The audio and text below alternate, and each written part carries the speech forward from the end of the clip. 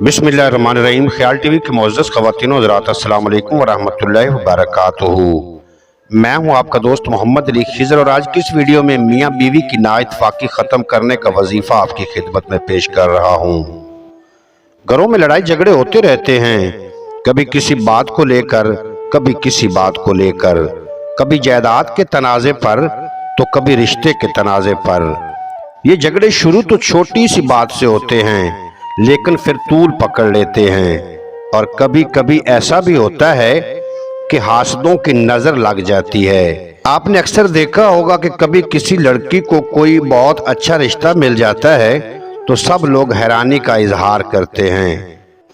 अगर किसी लड़की को पढ़े लिखे समझदार लोग मिल जाएं और वो लड़की भी अपने शौहर के साथ खुश व खुर्रम जिंदगी गुजार रही होती है, लेकिन फिर न जाने ऐसा क्या होता है कि देखते ही देखते शौहर का अंदाज बदलना शुरू हो जाता है या घर के बाकी लोगों का रवैया तब्दील हो जाता है।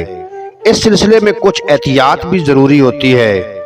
इल्लामा इब्न जोज़ी फरमाते हैं, जिस शख्स पर अल्लाह ताला की नेमतें ज्यादा हों, इसके लिए मुनासिब ये है कि इनमें से इतनी नेमतों का इजहार होने दे जितनी खुद से जाहिर हो जाएं। सारी नेमतें ना खोल कर रख दें।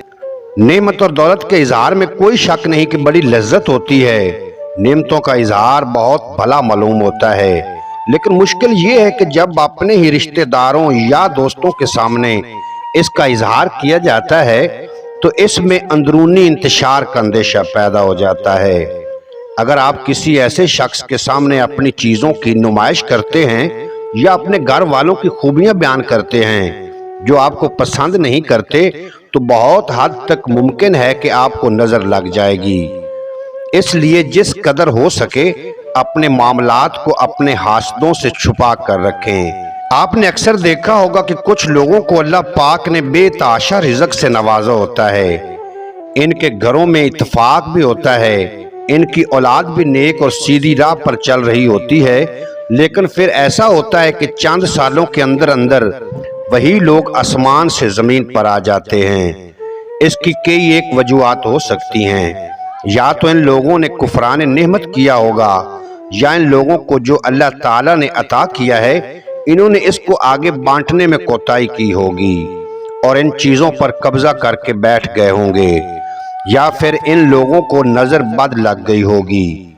आपने बहुत से ऐसे घर भी देखे होंगे कि एक घर में 4-5 बहन भाई रहते हैं, यहाँ तक कि इनकी औलादें जवान हो जाती हैं, लेकिन फिर अचानक से ऐसा होता है कि वही भाई जो भाई पर जान देते थे वही एक दूसरे के जानी दुश्मन बन जाते हैं। इस वजीफे को करने से इंशाअल्लाह ताला घर में आपके खानदान में इत्तेफाक पैदा हो जाएगा और दुश्मनी खत्म हो जाएगी।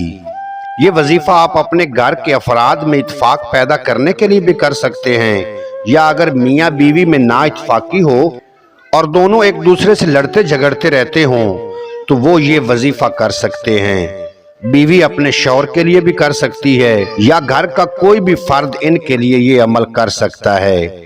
आपने सूरत अल हजर आयत नंबर 47 को हर फर्ज नमाज के बाद 11 मरतबा अव्वल व आखिर दरूद शरीफ पढ़कर उस शख्स का तसव्वुर कायम करके आसमान की तरफ फूंक देना है। जब तक आपको कामयाबी नहीं मिलेगी ये अमल जारी रखें। इंशाअल्लाह ताला आपके घर में सुकून और इत्मीनान होगा और सब लोग एक दूसरे से मोहब्बत करने लग जाएंगे। अल्लाह हम सब का हामी और नासिर हो, आमीन।